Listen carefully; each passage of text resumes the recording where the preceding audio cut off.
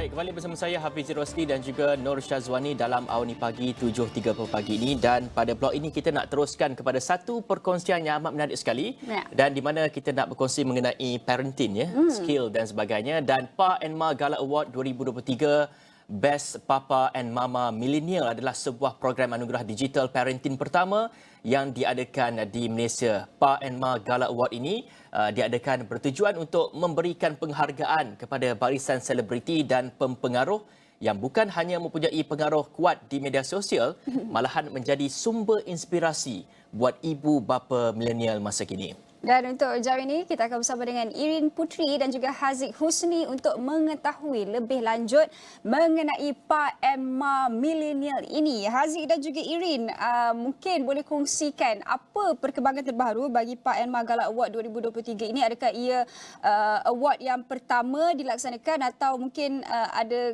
kesinambungan sebenarnya? Mungkin Haziq boleh ceritakan dululah.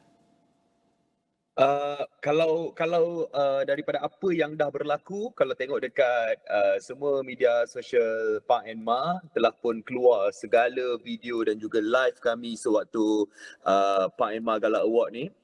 Masa tu juga dah dibagi award ni. Saya boleh tunjuk award ni ada. Ni. Award dia. So masa tu diberi ni, kalau anda nak terlepas sebenarnya semua video tu ada dekat Facebook Pa and Ma. Dekat situ ada live, kita punya video bikisan, lepas tu ada juga kami punya video-video lain yang telah pun dibuat sebelum ini, sebab ini adalah first digital award dekat Malaysia. Dia tak ada buat fizikal, memang semua keluar digital sahaja.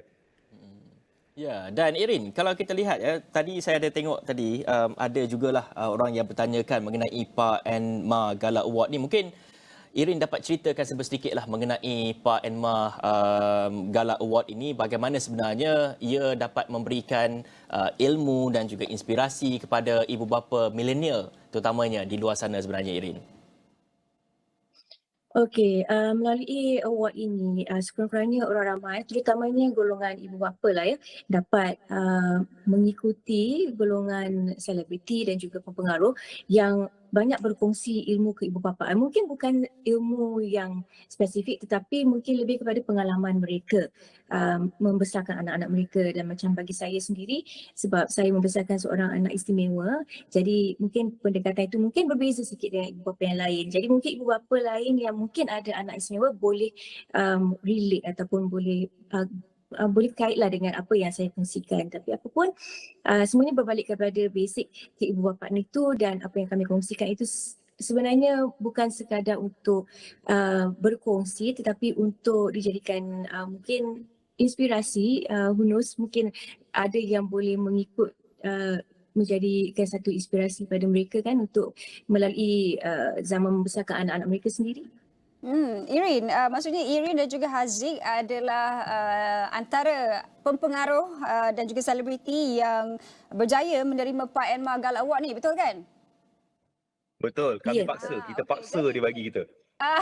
Jadi pastinya ia memainkan peranan yang lebih besar kepada golongan milenial ketika ini, bagaimana agaknya untuk mendidik anak-anak mereka. Jadi kita nak tanya Irin, bagaimana agaknya perasaan setelah terpilih menjadi salah seorang penerima Pa and Ma Gala Award ini?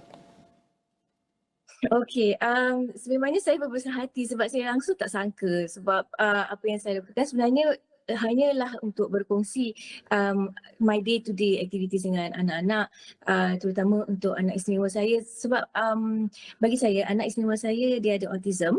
Jadi apa yang saya cuba lakukan ialah untuk memberi do my part untuk beri kesedaran mengenai autism kepada orang ramai. Jadi melalui pengalaman saya bersama dengan anak saya, sekurang-kurangnya dapat orang kata memberi ilmu jugalah kepada ibu bapa lain, ataupun kepada mereka yang tidak ada pengalaman dengan anak autism sekalipun, sekurang-kurangnya mereka dapat juga ilmu mengenai autism itu. Jadi itu semuanya sebahagian daripada kata perancangan saya. Bukan saya perancangan apalah, tapi macam roadmap untuk anak saya sekiranya apabila dia besar nanti, sekurang-kurangnya dia berada dalam komuniti yang lebih memahami autism dan dapat menerima keadaan dia. Jadi sekurang-kurangnya saya cuba lakukan sesuatu jugalah untuk menimbulkan ataupun spread awareness itu.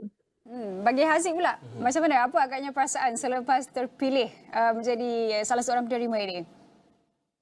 rasa macam dihargai sebab kita sebagai bapa ni kita tahu sebenarnya hero utama dalam keluarga yang menjaga bila ada juga penghargaan yang dibuat untuk seorang bapa ni adalah satu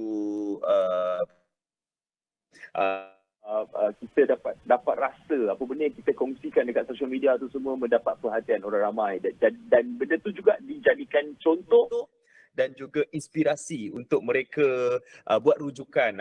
Lagi-lagi untuk ibu bapa pertama yang baru first time menjadi ibu bapa, mungkin boleh jadikan contoh dengan apa yang kita kongsi kat social media. Bukannya kita kongsikan untuk mendapatkan like atau mendapatkan perhatian apa semua dekat social media, tapi benda itu disimpan sebagai memori dan juga mungkin boleh dijadikan rujukan kepada sesiapa yang ingin merujuk kepada kita. Kita juga belajar. Sebenarnya kami juga belajar bagaimana untuk menjadi seorang bapa. Walaupun saya dah ada 3 orang anak, saya tetap belajar daripada orang-orang lain yang lagi berpengalaman daripada saya. Lagi-lagi mak bapak saya sendiri. Saya rujuk mereka dan benda tu membuatkan saya untuk menjadi daddy yang lagi better daripada sebelum ni. Ya, dalam cakap mengenai kita nak berkongsikan dengan orang ramai mengenai ilmu keibubapaan kita ni, pastinya menuntut kita untuk berkongsikan melalui video, gambar di media sosial dan sebagainya. Bagi Irin sendiri, bagaimana Irin membuat ataupun create content sebegitu untuk dipertontonkan kepada orang ramai supaya orang ramai ni dapat menjadikan inspirasi dan juga dapat mengikuti apa jua mungkin langkah-langkah dan juga mungkin step ataupun mungkin tip-tips sebagai ibu bapa ini? Okey, sebabkan anak saya anak istimewa, dia ada adik juga yang berumur 9 tahun. Jadi saya tunjukkan bonding antara kedua-dua anak saya.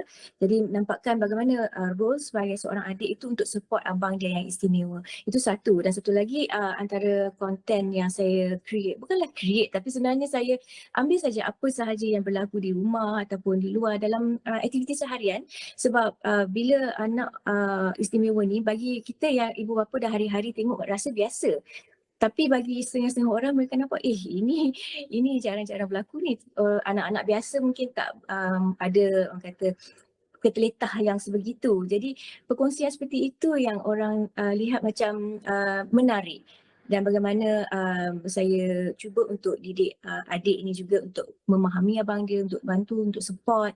Sebab saya tekankan bahawa abang dia anak istimewa. So abang dia sebagai ahli syurga katakan. So kita perlu berbaik dengan abang, kena buat baik dengan abang. Jadi itu yang saya cuba terapkanlah dari segi mendidik anak-anak dan apa yang saya kongsikan.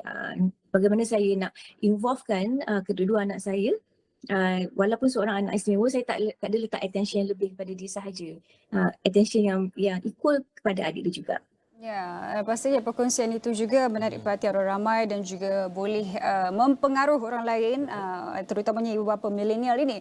Haziq, kita juga nak tahulah, kita tahulah ketika ini dengan adanya platform media sosial dan sebagainya, yang dipaparkan itu orang kata semuanya yang manis-manis, yang best-best sahaja. Tetapi sebagai seorang ibu bapa milenial ini, pastinya ia memberi orang kata cabaran juga ketika ini untuk mengajar anak-anak itu dalam keadaan yang ketika ini teknologinya semakin berkembang. Jadi mungkin apa cabaran utama bagi Haziq sendiri untuk mendidik anak-anak dalam keadaan serba-serbi lengkap ketika ini dengan teknologi yang semakin berkembang dan juga bagaimana ia boleh mempengaruhi orang lain di luar sana?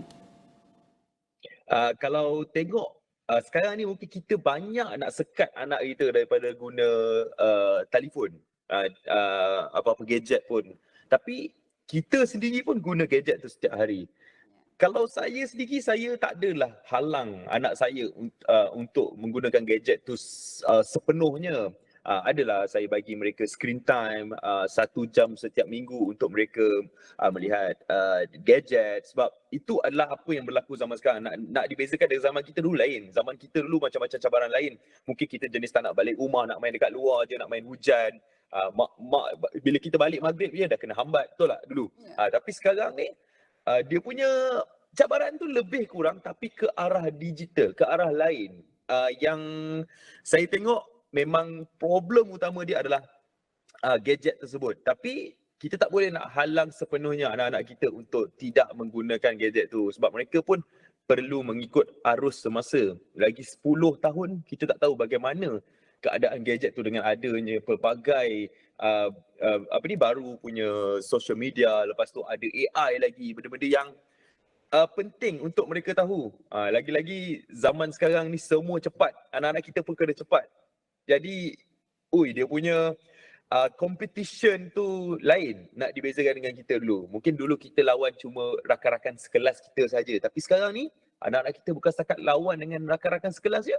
Anak-anak kita juga compete dengan semua orang seluruh Malaysia yang menggunakan social media, yang menggunakan telefon, yang menggunakan gadget. Jadi, memang besar cabaran mak dan juga ayah milenial ni kalau nak dikira lah sekarang ni Syazwani. So memang kita tak boleh nak pandai enteng lah dengan kita punya challenge zaman sekarang. Ya, bagi Erin pula bagaimana? Apakah antara cabaran-cabaran dalam membesarkan, Erin telah memaklumkan membesarkan seorang anak istimewa dan juga ada seorang lagi anak lain. Dan bagaimana sebenarnya cabaran-cabaran pada masa kini yang Erin hadapi yang sebenarnya ia boleh dijadikan satu positif punya pandangan supaya orang ramai juga dapat melihat bagaimana Erin sendiri mengharungi cabaran ini sendiri. Okey, cabaran saya lebih kepada bagaimana orang menerima anak istimewa saya sebab saya tak lari juga daripada komen-komen negatif. Ada setengah-setengah yang memberi komen yang orang kata memberi hati juga, tapi saya faham ada setengah mereka pun tak faham mengenai autism. Jadi melalui komen-komen itu saya jadikan berbalik kepada menjadikan satu konten untuk menjelaskan dan untuk menjelaskan apa yang dikatakan itu, dan saya tidak orang kata bash balik orang tu, tapi saya akan jawab dengan cara yang elok dan profesional lah, sangat profesional cara kita jawab tu supaya orang nampak sebenarnya autism ini bukanlah sesuatu yang buruk, tetapi ia adalah satu mungkin cabaran bagi ibu bapa, tapi ia satu yang memerlukan pemahaman orang ramai. Jadi bila saya dapat komen-komen seperti itu, ada setengah itulah yang menggerakkan hati saya untuk balas balik melalui perkongsian video, dan saya dapat maklum balas daripada orang-orang lain juga yang memberi komen, yang mengatakan sokongan mereka, dan sebenarnya lebih ramai lagi yang memahami dan memberi sokongan daripada mereka yang memberi kecaman. Jadi walaupun cabaran tu ada, tapi masih lagi boleh kami handle lah dan kami boleh alamilah. Tapi bagi digital platform ini pastinya bagi anak-anak, terutamanya untuk anak yang kecil, yang adik kepada abang dia ni, cabaran ni ialah dia memang seorang yang gamer, suka bermain game, suka tengok YouTube dan sebagainya. Jadi peranan sebagai ibu ialah untuk memantau dan memastikan apa yang dia main dan apa yang dia tonton adalah sesuatu yang sesuai untuk umur dia, dan perlu ada screen time jugalah yang tertentu. Okey, Erin, secara ringkas je mungkin Erin boleh kongsikan sedikit kata-kata semangat kepada ibu bapa, terutamanya ibu bapa millennials di luar sana yang mungkin ada kalanya mereka ni merasa down dan juga mungkin tak tahu apa nak buat apabila membesarkan anak ni. Dalam masa 1 minit, Erin.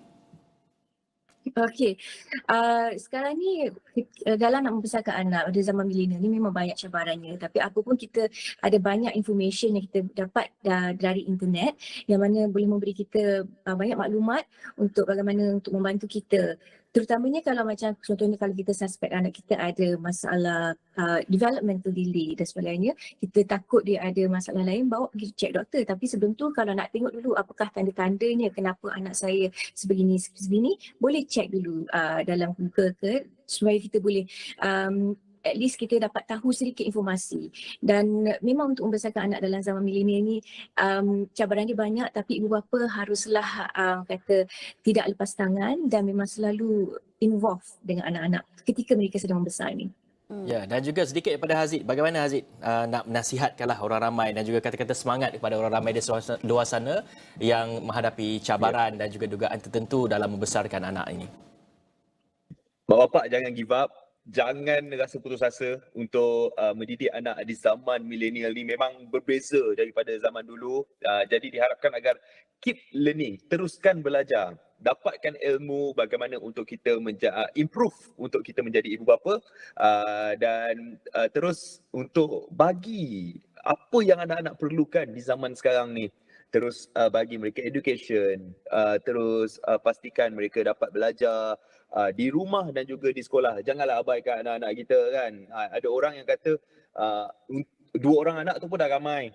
Okay. Dia kata 3 orang anak tu pun dah ramai. Tapi setiap anak dan juga parent tu mendapat cabaran yang berbeza. So jangan give up, terus menjadi ibu bapa yang ada untuk anak-anak kita. Okey, baik, terima kasih Irin Putri dan juga Haziq Husni yang merupakan penerima PAENMA Gala Award 2023. Banyak yang dikongsikan oleh Haziq dan juga Irin dalam bagaimana mereka menjaga anak-anak mereka dalam keadaan milenial ketika ini.